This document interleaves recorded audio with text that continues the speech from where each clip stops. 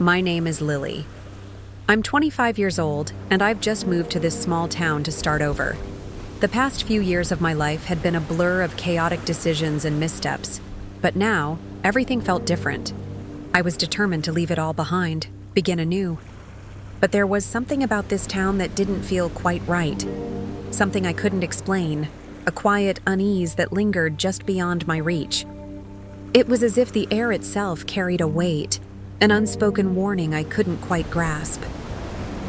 I walked home that evening after a long day at work, the cool air making the walk feel a little refreshing.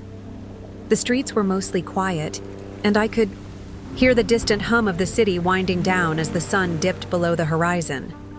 So far, everything seemed peaceful, almost too peaceful. It was a fresh start, a new beginning, but something still felt off. As I turned the corner onto my street, I noticed a man walking ahead of me.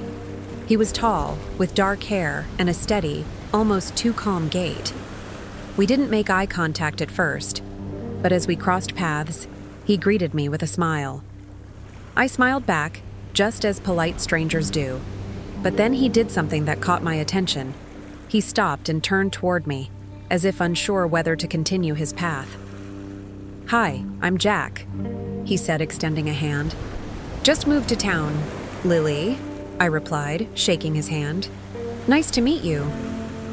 We started walking together, just making small talk. I wasn't particularly looking for a conversation, but there was something easy about talking to him. It felt natural. We spoke about the weather, our jobs, and how new we both were to the town. It was nice to connect, even for a brief moment. We walked for a while, heading in the same direction. As we neared the area where I lived, a familiar sense of unease crept into my chest. The streets felt quieter now, darker, even though it was still early evening. Jack continued talking about how he was exploring the neighborhood, getting to know the area. "I'm staying just around the corner," he said casually, pointing toward a street further down. But as he did, I noticed something strange. He was walking toward a house that didn't seem familiar. I had lived here for weeks now and had never seen this house. It was big, old, and seemed abandoned. What was even stranger was how it stood, there, so out of place, as though it didn't belong. I glanced back at Jack, but he didn't seem to notice my concern. "Well, this is where I'll head off," he said, stopping in front of the house. He didn't even look at it, as if it was just another house. "Thanks for the chat, Lily. I'll see you around." Before I could respond, Jack walked into the front yard, his figure disappearing into the shadows of the house. I stood there for a moment, wondering if I had just imagined the house. I had never seen it before. It felt as though it had appeared, overnight, right in front of me. Shaking off the odd feeling, I turned and continued walking toward my house. But the image of that house stayed with me, a lingering shadow in my mind. I couldn't help but wonder why Jack seemed so comfortable, heading into that house like it was perfectly normal, like it belonged to him. That night, I lay in bed staring at the ceiling, unable to shake the feeling that something wasn't right. The image of Jack disappearing into the shadowy house haunted me. It didn't make sense. Why hadn't I ever seen that house before? How could it be that I had been living here for weeks, and yet it felt like the house had only appeared overnight? I tried to ignore the thoughts, telling myself it was just the stress of moving, of settling into a new place. But the unease only grew stronger, gnawing at me. I tossed and turned, the sound of the wind outside scratching against my window like an unwanted visitor. The shadows in my room seemed deeper, more oppressive than usual, as if the darkness itself was closing in on me. The next day, I decided to take a walk, hoping the fresh air would clear my mind. I walked down the same street where I'd met Jack the night before. The morning sun should have been comforting, but there was something wrong about it. The light felt harsh, like it was too bright, too exposed. As I neared the area, my heart began to race again. There it was, the house. It stood just as it had the night before, tall and looming at the end of the street, like it had always been there. The yard was overgrown, the paint peeling from the walls, the windows dark and lifeless. It felt as if it had been waiting for me, as if it had always been a part of this neighborhood, just hidden in plain sight. I walked closer, my footsteps hesitant, and as I passed the house, I couldn't help but glance at the front yard. For a moment, I thought I saw a flicker of movement through one of the windows. Was someone there?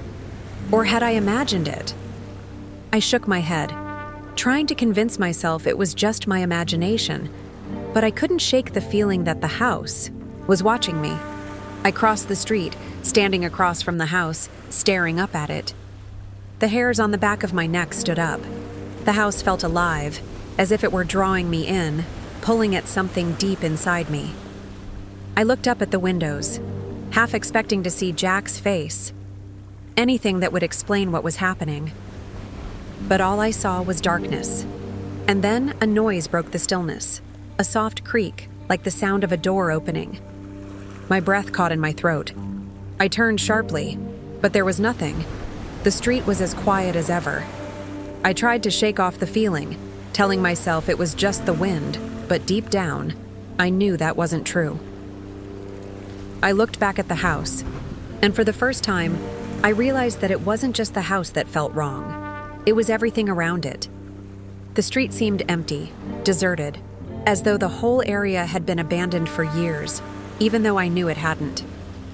The trees lining the street were twisted, their branches reaching out like gnarled hands, as if they were trying to keep me from leaving, and that was when I heard it again.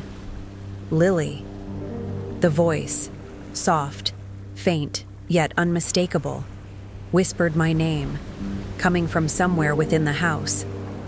My blood ran cold, and I froze in place. I didn't want to go any closer, but my legs moved forward, almost against my will. I reached out for the gate, my fingers brushing against the cold metal. As soon as my hand touched it, I felt a sharp chill run through me, a jolt of energy, like electricity crackling in the air. The air around me seemed to thicken, pressing in on me from all sides. I couldn't explain it. I shouldn't have been here.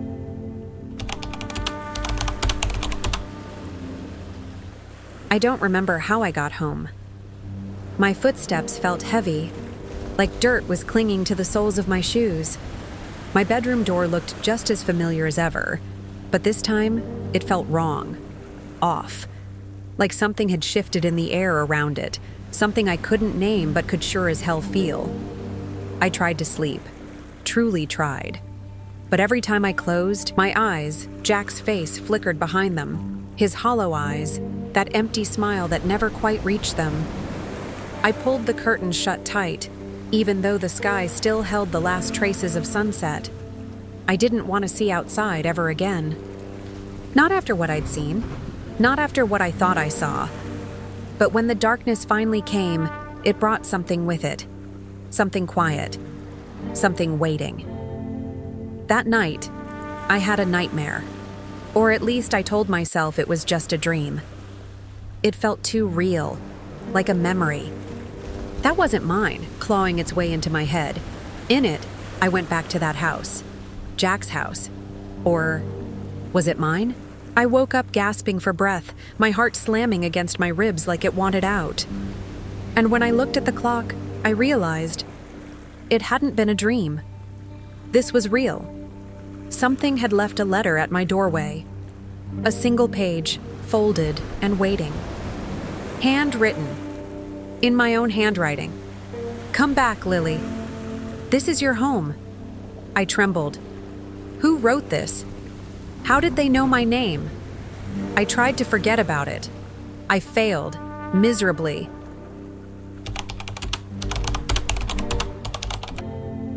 The next day, I went back to the house. The front door was open. I walked inside, and from that moment on, the world began to fall apart. Inside the house, everything felt wrong. The air was cold against my skin. The walls looked rotten, and the smell of dampness and dust clawed at my nose. I tried to scream, but my voice seemed swallowed by the room itself.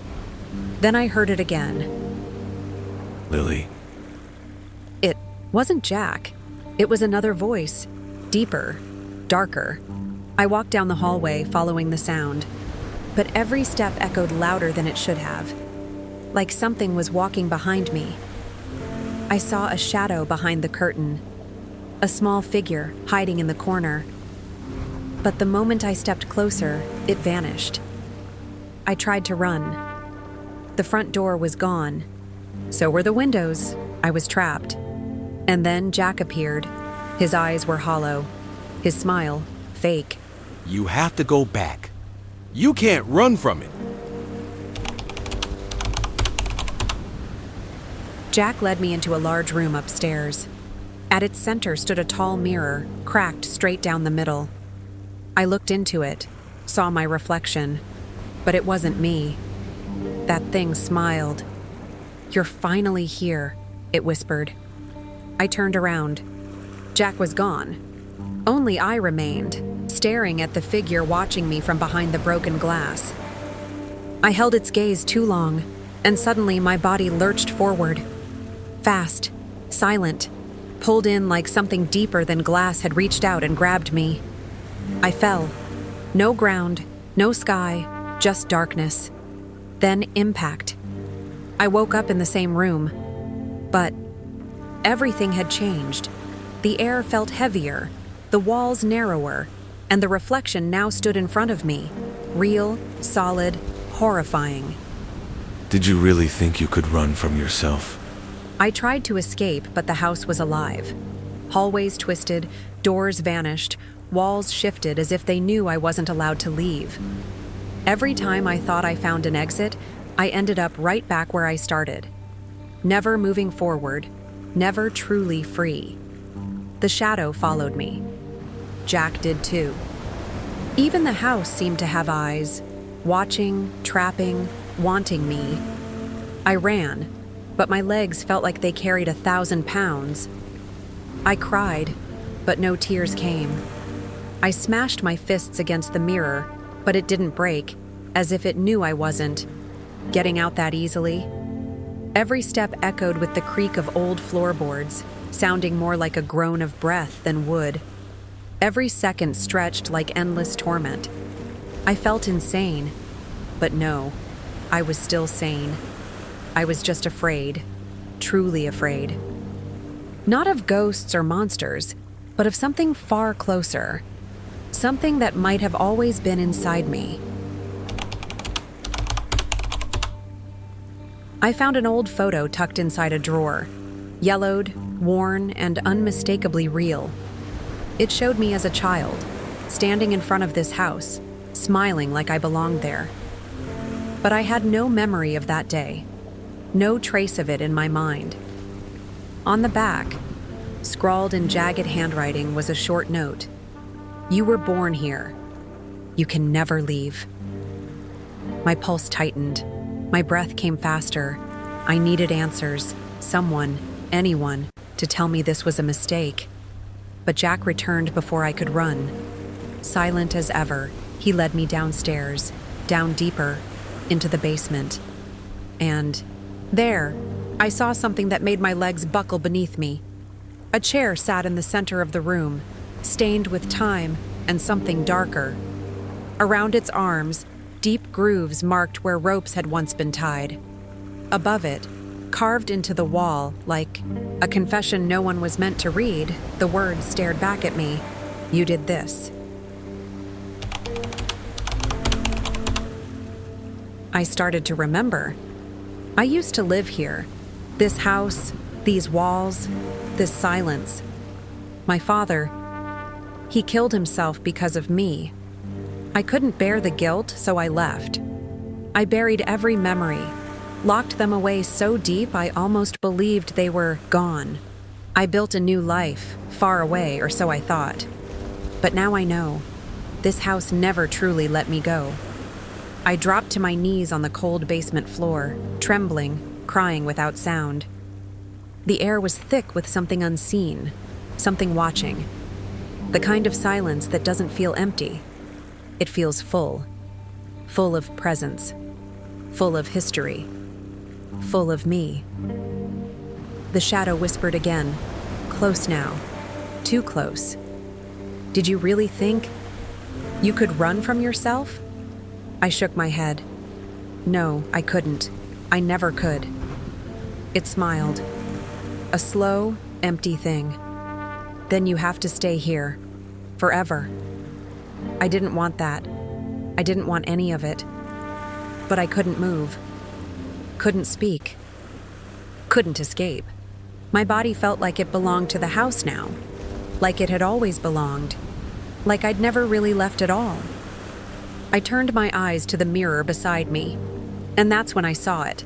Not just a reflection, not just some twisted echo of my face, but me, smiling back.